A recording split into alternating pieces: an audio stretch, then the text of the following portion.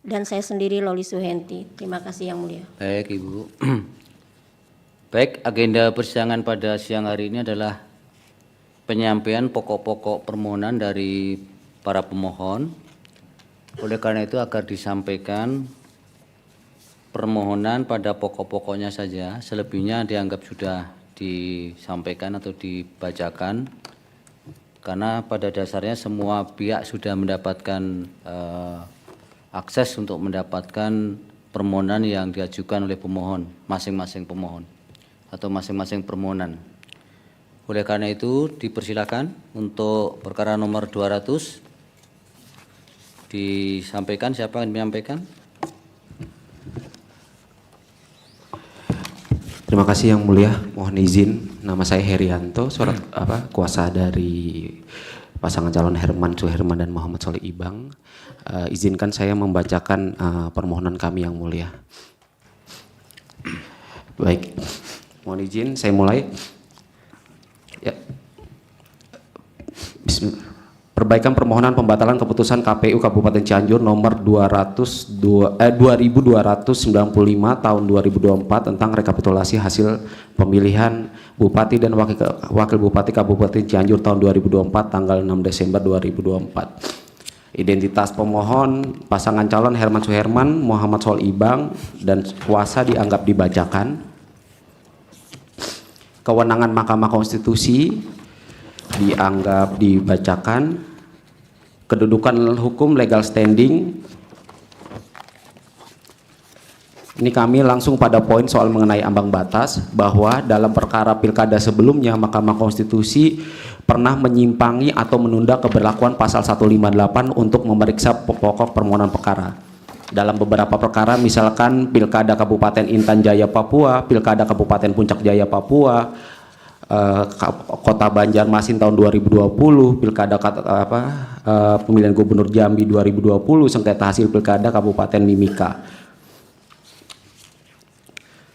Terhadap permohonan-permohonan yang melewati ambang batas, bahwa berdasarkan uraian tersebut di atas, menurut pemohon memiliki kedudukan hukum atau setidak-tidaknya dilakukan penundaan keterpenuhan syarat formulir kedudukan hukum dalam mengajukan permohonan pembatalan keputusan KPU Kabupaten Cianjur nomor 2295 tahun 2024 tentang penetapan hasil pemilihan Bupati dan Wakil Bupati Kabupaten Cianjur tahun 2024 tanggal 6 Desember 2024. Selanjutnya, tenggang waktu pengajuan permohonan ini masih diajukan dalam waktu tenggang yang sesuai dengan peraturan Mahkamah Konstitusi. Dalam pokok permohonan, intinya pokok permohonan kami ini ada beberapa dalil yang kami sampaikan, ada 17, tapi kami hanya berfokus pada 5 dalil yang sangat berpengaruh signifikasi terhadap perolehan suara. Pertama adalah pemilih tidak berhak tapi mencoblos, pemilih yang berhak tidak bisa mencoblos, pemilih dalam DPT tidak mendapatkan C pemberitahuan tidak terdistribusi, daftar hadir pemilih dengan IKTP tidak memuat, kok ini yang persoalan yang sangat serius, bahwa daftar hadir pemilih tambahan itu tidak memuat komponen KK RT RW sesuai dengan putusan Mahkamah Konstitusi 20 tahun 2019. Jadi dia dihilangkan 7 elemen di dalam daftar hadir pemilih tambahan. Pemalsuan tanda tangan pemilih, yaitu tanda tangan pemilih yang tidak sesuai dengan KTP, ada yang meninggal dunia juga memilih, begitu Yang Mulia. Jumlah pemilih dalam daftar hadir tidak sama, tidak sinkron dengan surat suara yang digunakan. Pada poin A, pokok permohonan, termohon mengakui kesalahan atas kekacauan penyelenggaraan Pilkada Kabupaten Cianjur. Bukti ini P12, video berita online, Ketua KPU sendiri menyampaikan pada saat rapat pleno.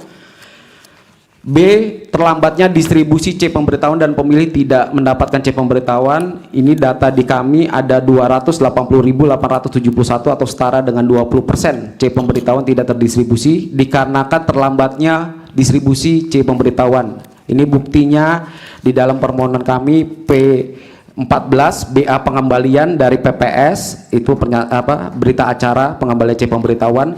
P13 surat pernyataan ke anggota KPPS sendiri, yang dimana logistik baru didistribusikan tanggal 26 November, 1 hari sebelum pemungutan suara. P16 pernyataan-pernyataan dari pemilih tidak mendapatkan C pemberitahuan.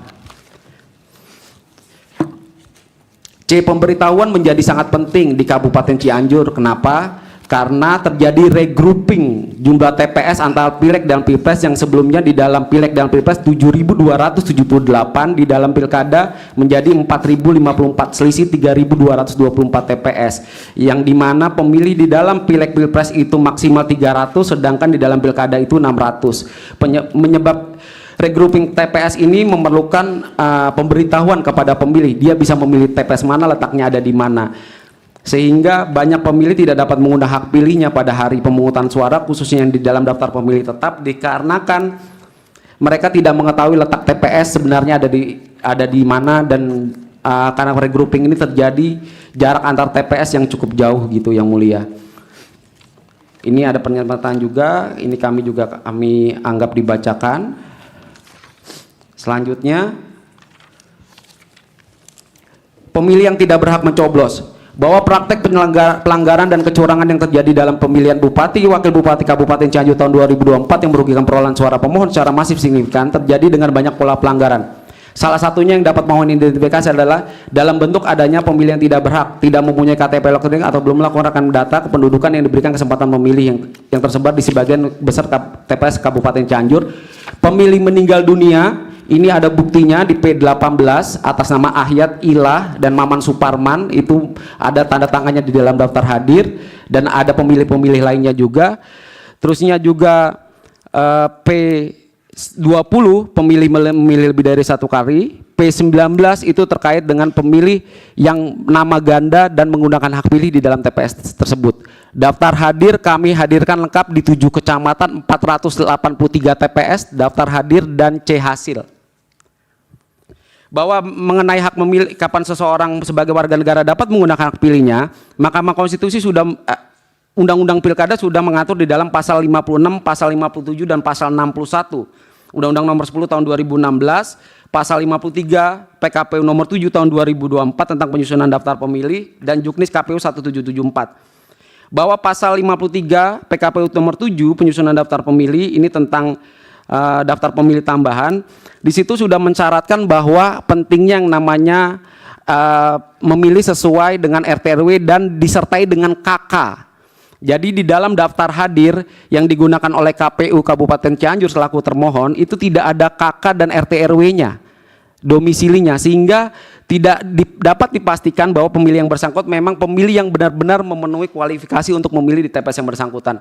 Kami bisa membuktikan, misalkan di dalam bukti P21 kami, pemilih dengan NIK Cianjur berKTP Banten, pemilih NIK Cianjur tidak sesuai RT RW, di mana ada nama Sandi Rusdiana yang seharusnya memilih di Mangunkerta, memilih di Gasol tapi memilih di Mangunkerta. Itu ada di daftar pemilih tambahan, pemilih tidak ada NIK. Daftar pemilih tambahan ini ada di total semua ada di 244 TPS pada 7 kecamatan.